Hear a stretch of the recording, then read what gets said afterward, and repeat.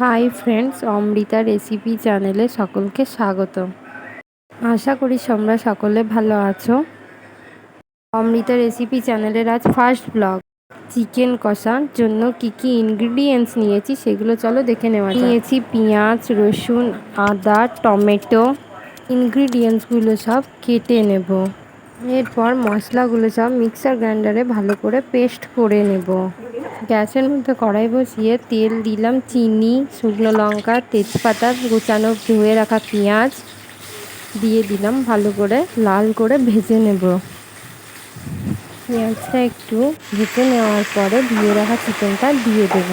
চিকেনটা একটু ভেজে নেব, লাল করে একটু ভেজে নেব। একটু ভালো করে কিছুক্ষণ ধরে ভেজে নেব চিকেনটা। এবারে দিয়ে দেব স্বাদ মতো নুন, হলুদ, মশলাটা দেওয়ার পর একটু ভালো করে এটা কষিয়ে নেব। ভালো করে কষিয়ে নেওয়ার পরে এবারে দিয়ে দেব চিকেন মশলা। চিকেন মশলাটা দেওয়ার পর একটু ভালো করে নাড়িয়ে নেব। ভালো করে কষতে থাকবো।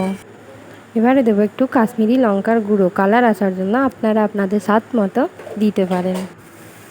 দেখুন কি সুন্দর কালার এসেছে। এভাবে একটু কষিয়ে নেব। তবে কিছুক্ষণ কষিয়ে নেওয়ার পরে দেখুন কি সুন্দর কালার এসেছে। এভাবে রেডি চিকেন কষা। আরে অমৃতা